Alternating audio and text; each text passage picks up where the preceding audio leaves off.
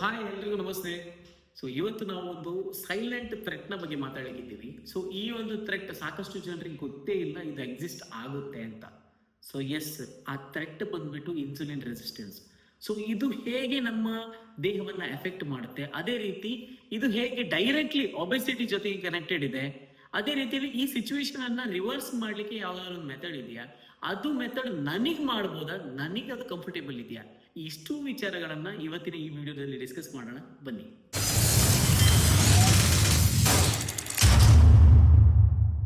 First of all ಫ್ಯಾಕ್ಟ್ಗಳ ಬಗ್ಗೆ ಮಾತಾಡೋಣ. Insulin resistance ಅಂತ ಹೇಳಿದ್ರೆ ಏನು? ಇನ್ಸುಲಿನ್ ಅಂತ ಹೇಳಿದ್ರೆ ಅದೊಂದು ಹಾರ್ಮೋನ್ ನಮ್ಮ ದೇಹ ಪ್ರೊಡ್ಯೂಸ್ ಮಾಡುವಂಥದ್ದು. ಆ ಹಾರ್ಮೋನ್ ನಿಂದಾಗಿ ಏನಾಗುತ್ತೆ ಅಂತ ಹೇಳಿದ್ರೆ ನಮ್ಮ ಬ್ಲಡ್ ಅಲ್ಲಿ ಇರುವಂತ ಶುಗರ್ ಏನಿದೆ ಅದನ್ನ ಇನ್ಸುಲಿನ್ ಎನ್ನುವಂತ ಹಾರ್ಮೋನ್ ತಗೊಂಡು ಹೋಗಿ ಸೆಲ್ಸ್ ಗಳಿಗೆ ಕೊಡುತ್ತೆ ಎನರ್ಜಿಯನ್ನ ಪ್ರೊಡ್ಯೂಸ್ ಮಾಡ್ಲಿಕ್ಕೆ. ಎಕ್ಸ್ಟ್ರಾ ಏನು ಎಕ್ಸೆಸ್ ಗ್ಲೂಕೋಸ್ ಏನಿದೆ ಅದನ್ನ ತಗೊಂಡು ಹೋಗಿ ಫ್ಯಾಟ್ ರೂಪದಲ್ಲಿ ಅದು ಸ್ಟೋರೇಜ್ ಮಾಡಿ ಇಡುತ್ತೆ. ಇದಿಷ್ಟು ಬೇಸಿಕ್ ಕೆಲಸ ನಮ್ಮ ಇನ್ಸುಲಿನ್. ಇನ್ಸುಲಿನ್ ರೆಸಿಸ್ಟೆನ್ಸ್ ಅಂತ ಹೇಳಿದ್ರೆ ಏನು? ಇನ್ಸುಲಿನ್ ರೆಸಿಸ್ಟೆನ್ಸ್ ಅಂತ ಹೇಳಿದ್ರೆ ಸೆಲ್ಸ್ ಗಳು ನಮ್ಮ ಇನ್ಸುಲಿನ್ ಕ್ಯಾರಿ ಮಾಡುವಂತ ಗ್ಲೂಕೋಸ್ ಅನ್ನ ಎಕ್ಸೆಪ್ಟ್ ಮಾಡ್ಲಿಕ್ಕೆ ರೆಡಿ ಆಗಲ್ಲ. ಈ ಕಂಡೀಷನ್ ಅನ್ನ ನಾವು ಇನ್ಸುಲಿನ್ ರೆಸಿಸ್ಟೆನ್ಸ್ ಅಂತ ಹೇಳ್ತೀವಿ. ಇದನ್ನ ಸಿಂಪಲ್ ಟರ್ಮ್ಸ್ ಅಲ್ಲಿ ನಾನು ನಿಮ್ಗೆ ಹೇಳಿದೆ ಅಷ್ಟೇ. ಇನ್ಸುಲಿನ್ ರೆಸಿಸ್ಟೆನ್ಸ್ ಇಂದಾಗಿ ಏನಾಗುತ್ತೆ, ಶುಗರ್ ಅಂಶ ಎನ್ನುವಂಥದ್ದು ನಮ್ಮ ಬ್ಲಡ್ ಅಲ್ಲಿ ಉಳಿದು ಬಿಡುತ್ತೆ.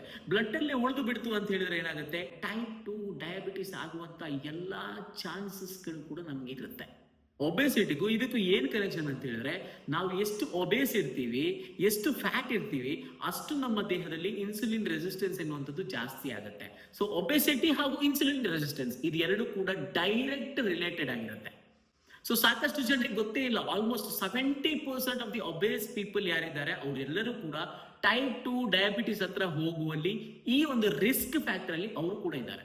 ಹಾಗಾದ್ರೆ ಇದನ್ನ ರಿವರ್ಸ್ ಮಾಡ್ಲಿಕ್ಕೆ ಆಗೋದೇ ಇಲ್ವಾ? ಡೆಫಿನೆಟ್ಲಿ ರಿವರ್ಸ್ ಮಾಡ್ಲಿಕ್ಕೆ ಆಗುತ್ತೆ. ಹೇಗೆ ರಿವರ್ಸ್ ಮಾಡ್ಲಿಕ್ಕೆ ಆಗುತ್ತೆ ಅಂತ ಹೇಳಿದ್ರೆ, ನಿಮ್ಮ ಒಬೆಸಿಟಿಯನ್ನ ಕಡಿಮೆ ಮಾಡುವ ಮೂಲಕ, ನಿಮ್ಮ ಫ್ಯಾಟ್ ಅನ್ನ ರೆಡ್ಯೂಸ್ ಮಾಡುವ ಮೂಲಕ ನೀವು ಈ ಸಿಚುವೇಶನ್ ಅನ್ನ ರಿವರ್ಸ್ ಮಾಡಬಹುದು.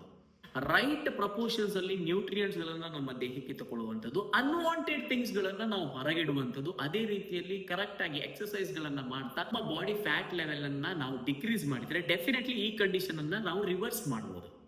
ಇನ್ ಸಿಂಪಲ್ ಟರ್ಮ್ಸ್ ಹೇಳಬೇಕು ಅಂತ ಹೇಳಿದ್ರೆ, ಇನ್ಸುಲಿನ್ ರೆಸಿಸ್ಟೆನ್ಸ್ ಕಡಿಮೆ ಆಗಬೇಕು ಅಂತ ಹೇಳಿದ್ರೆ ಡೆಫಿನೆಟ್ಲಿ ನಮ್ಮ ಒಬೆಸಿಟಿ ಕಂಡೀಷನ್ ಅಥವಾ ಓವರ್ ವೆಯ್ಟ್ ಕಂಡೀಷನ್ ಎನ್ನುವಂಥದ್ದು ನಮ್ಮ ಕಂಟ್ರೋಲಿಗೆ ಬರಬೇಕು. ಅಂತ ಹೇಳಿದ್ರೆ ವೆಯ್ಟ್ ಲಾಸ್ ಆಗಬೇಕು. ವೆಯ್ಟ್ ಲಾಸ್ ಮಾಡ್ಬೇಕಂತ ಹೇಳಿದ್ರೆ ಏನು ಮಾಡಬೇಕು? ಆಬ್ವಿಯಸ್ಲಿ ಕ್ಯಾಲರಿ ಡೆಫಿಸಿಟ್ ಮಾಡಬೇಕು. ಕ್ಯಾಲರಿ ಡೆಫಿಸಿಟ್ ಅಂತ ಹೇಳಿದ್ರೆ ಏನು? ನಮಗೆ ಎಷ್ಟು ನಮ್ಮ ದೇಹಕ್ಕೆ ಕ್ಯಾಲರಿ ಬೇಕು ಅದಕ್ಕಿಂತ ಒಂದು 200 to 300 ಕ್ಯಾಲರೀಸ್ ಕಡಿಮೆ ಆಹಾರವನ್ನ ನಾವು ಸೇವಿಸಬೇಕು. ಅದೇ ರೀತಿಯಲ್ಲಿ ನಮ್ಮ ದೇಹದಲ್ಲಿರುವಂತಹ ಎಕ್ಸೆಸ್ ಫ್ಯಾಟ್ ಸ್ಟೋರೇಜ್ ಏನಿದೆ ಅದನ್ನ ಬರ್ನ್ ಮಾಡಲಿಕ್ಕೆ ನಾವು ಏರೋಬಿಕ್ ಎಕ್ಸರ್ಸೈಸಸ್ ಆಗಿರ್ಬೋದು, ವಾಕಿಂಗ್ ಎಕ್ಸರ್ಸೈಸಸ್ ಆಗಿರ್ಬೋದು, ಸ್ಟ್ರೆಂತ್ ಟ್ರೈನಿಂಗ್ ಆಗಿರ್ಬೋದು, ಇದೆಲ್ಲವನ್ನ ಮಾಡುವ ಮೂಲಕ ನಾವು ನಮ್ಮ ಎಕ್ಸೆಸ್ ಸ್ಟೋರ್ಡ್ ಫ್ಯಾಟ್ ಗಳನ್ನ ಕಡಿಮೆ ಮಾಡುವ ಮೂಲಕ, ಅದೇ ರೀತಿ ಇಂಟೇಕ್ ಕೂಡ ಕಡಿಮೆ ಮಾಡುವ ಮೂಲಕ ನಾವು ನಮ್ಮ ವೆಯ್ಟ್ ಅನ್ನ ನಮ್ಮ ಕಂಟ್ರೋಲ್ಗೆ ನಾವು ತಗೊಂಡು ಬರ್ಬೋದು. ಬಟ್ ಎಲ್ರಿಗೂ ಕೂಡ ಈ ನ್ಯೂಟ್ರಿಯೆಂಟ್ಸ್ ಗಳನ್ನ ಲೆಕ್ಕ ಹಾಕೋದು, ಈ ಕ್ಯಾಲರಿಗಳನ್ನ ಲೆಕ್ಕ ಹಾಕೋದು, ಯಾವ್ದು ತಿನ್ಬೇಕು ಯಾವ್ದು ತಿನ್ಬಾರ್ದು ನಮ್ಮ ಬಿಸಿ ಸ್ಕೆಡ್ಯೂಲ್ ಅಲ್ಲಿ ನಮ್ಗೆ ಹೇಗೆ ಸಾಧ್ಯ? ಅದಕ್ಕೋಸ್ಕರ ನಾವು ನಿಮ್ಗೊಂದು ಈಸಿಯೆಸ್ಟ್ ಸೊಲ್ಯೂಷನ್ ಅನ್ನ ತಗೊಂಡು ಬಂದಿದ್ದೇವೆ. ಅದು ಯಾವುದು ನೋಡ್ಕೊಂಡು ಬರೋಣ ಬನ್ನಿ.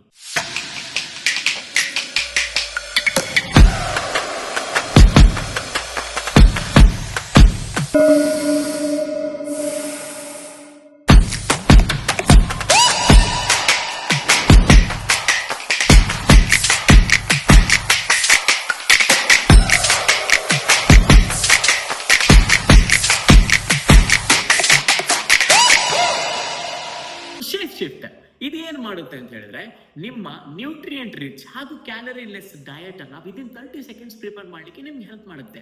ನೀವು ಎಲ್ಲೇ ಇರ್ಬೋದು, ಎಷ್ಟೇ ಬಿಸಿ ಇರ್ಬೋದು, ಬಟ್ ನಿಮ್ಮ ಡಯಟ್ ಮೇಲೆ ನಿಮ್ಮ ಕಾನ್ಸಂಟ್ರೇಷನ್ ತಪ್ಪಲಿಕ್ಕೆ ಸಾಧ್ಯನೇ ಇಲ್ಲ. ಈ ಒಂದು ಶೇಪ್ ಶಿಫ್ಟ್ ಅನ್ನು ಯೂಸ್ ಮಾಡೋ ಮೂಲಕ ನೀವು ನಿಮ್ಮ ಆಹಾರವನ್ನ rich in protein, rich in vitamins and minerals, rich in fibre, ಅದೇ ರೀತಿ ಲೆಸ್ ಇನ್ ಕ್ಯಾಲರಿ ವಿದಿನ್ 30 ಸೆಕೆಂಡ್ಸ್ ಪ್ರಿಪೇರ್ ಮಾಡ್ಕೊಳ್ಬಹುದು. ಐದರ್ ನೀವು ನಿಮ್ಮ ಬ್ರೇಕ್ಫಾಸ್ಟ್ ರಿಪ್ಲೇಸ್ ಮಾಡಬಹುದು, ಆರ್ ಇದರಿಂದ ರಿಪ್ಲೇಸ್ ಮಾಡಬಹುದು. ಎರಡರಲ್ಲಿ ಒಂದನ್ನ ರಿಪ್ಲೇಸ್ ಮಾಡಬಹುದು, ಅಥವಾ ಎರಡರಲ್ಲಿ ಎರಡನ್ನೂ ಕೂಡ ರಿಪ್ಲೇಸ್ ಮಾಡುವ ಮೂಲಕ ನೀವು ನಿಮ್ಮ ಓವರ್ ವೇಟ್ ಕಂಡೀಷನ್ ಅಥವಾ ಒಬೆಸಿಟಿ ಕಂಡೀಷನ್ ಇಂದ ನೀವು ಹೊರಗೆ ಬರ್ಬೋದು. ಶೇಪ್ ಶಿಫ್ಟ್ ಎನ್ನುವಂಥದ್ದು one of the easiest method ನೀವು ಕ್ಯಾಲರಿ ಡೆಫಿಸಿಟಿಗೆ ಹೋಗ್ಲಿಕ್ಕೆ.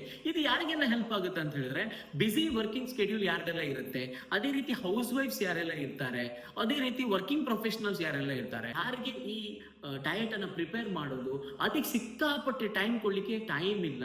ಅಂತ ವ್ಯಕ್ತಿಗಳಿಗೆ ಶೇಪ್ ಶಿಫ್ಟ್ ಎನ್ನುವಂಥದ್ದು ವರದಾನವಾಗ್ಲಿಕ್ಕಿದೆ. ಯಾಕಂತ ಹೇಳಿದ್ರೆ ನಾನು ಕೂಡ ಬಿಸಿ ಲೈಫ್ ಸ್ಕೆಡ್ಯೂಲ್ ಅಲ್ಲಿ ಇದ್ದವನು. ನನ್ನ ಟ್ರಾನ್ಸ್ಫಾರ್ಮೇಶನ್ ಅನ್ನ ನೀವು ನೋಡ್ಕೊಳ್ಬಹುದು. ನಾನು ಇಲ್ಲಿಂದ ಇಲ್ಲಿ ತನಕ ಬಂದೆ ಜಸ್ಟ್ ಈ ಶೇಪ್ ಶಿಫ್ಟ್ ಅನ್ನ ಯೂಸ್ ಮಾಡೋದ್ರ ಮೂಲಕ ನಾನ್ ನನ್ನ ಬಾಡಿಯನ್ನ ಕಂಪ್ಲೀಟ್ ಟ್ರಾನ್ಸ್ಫಾರ್ಮ್ ಮಾಡ್ಕೊಂಡೆ. ಸಿಕ್ಕಾಪಟ್ಟೆ ಕ್ಯಾಲ್ಕುಲೇಷನ್ಸ್ ಗಳನ್ನ ಮಾಡದೆ ನಾನ್ ನನ್ನ ಬಾಡಿಯನ್ನ ಶಿಫ್ಟ್ ಮಾಡ್ಕೊಂಡೆ ಶೇಪ್ ಶಿಫ್ಟ್ ಅನ್ನ ಯೂಸ್ ಮಾಡೋ ಮೂಲಕ.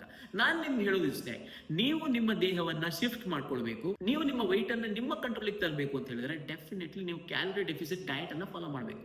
ಸೊ ಕ್ಯಾಲರಿ ಡೆಫಿಸಿಟ್ ಡಯಟ್ ಅನ್ನ ನೀವು ಮಾಡಬೇಕು ಅಂತ ಹೇಳಿದ್ರೆ ಈ ಶೇಪ್ ಶಿಫ್ಟ್ ಅನ್ನ ಯೂಸ್ ಮಾಡೋ ಮೂಲಕ ನೀವು ನಿಮ್ಮ ದಿನವನ್ನ ಹೇಗೆ ಪ್ಲಾನ್ ಮಾಡ್ಕೊಳ್ಳುವಂಥದ್ದು, ಯಾವ ರೀತಿ ನೀವು ನಿಮ್ಮ weight ರಿಡ್ಯೂಸ್ ಮಾಡ್ಕೊಳ್ಳುವಂಥದ್ದು, ಇದೆಲ್ಲದರ ಜೊತೆಗೆ ಎಕ್ಸರ್ಸೈಸ್ ರೂಟೀನ್ ಆಗಿರ್ಬೋದು, ಇದೆಲ್ಲವನ್ನ ಪ್ರೊವೈಡ್ ಮಾಡುವಂತ ಕೆಲಸವನ್ನ ನಾನು ಮಾಡ್ತೀನಿ. ಕೆಳಗಡೆ ಡಿಸ್ಕ್ರಿಪ್ಷನ್ ಅಲ್ಲಿ ನನ್ನ ನಂಬರ್ ಕೊಟ್ಟಿದ್ದೀನಿ, ಅದಕ್ಕೆ ಫೋನ್ ಮಾಡಿ ಅಥವಾ ವಾಟ್ಸ್ಆಪ್ ಮಾಡುವ ಮೂಲಕ ಈ ಎಲ್ಲ ಡೀಟೇಲ್ಸ್ ಹಾಗೂ ಈ ಎಲ್ಲ ಇನ್ಫಾರ್ಮೇಶನ್ ಗಳನ್ನ ನೀವು ನಿಮಗೆ ಪಡ್ಕೊಳ್ಬಹುದು. ಅಲ್ಲಿ ಡೆಫಿಸಿಟ್ ಮಾಡುವ ಮೂಲಕ ನೀವು ನಿಮ್ಮ weight ಅನ್ನು ರಿಡ್ಯೂಸ್ ಮಾಡ್ಕೊಳ್ಬೇಕು ಅಂತ ಹೇಳಿದ್ರೆ ಡೆಫಿನೆಟ್ಲಿ ನೀವು ಶೇಪ್ ಶಿಫ್ಟ್ ಗೆ ಶಿಫ್ಟ್ ಆಗಬೇಕು. ಇನ್ನೂ ಯಾಕೆ ಕಾಯ್ತಾ ಇದ್ದೀರಾ? ನಿಮ್ಮ ಶಿಫ್ಟಿಂಗ್ ಜರ್ನಿಯನ್ನ ಇವತ್ತಿನ ಇದನ್ನೇ ಸ್ಟಾರ್ಟ್ ಮಾಡೋಣ.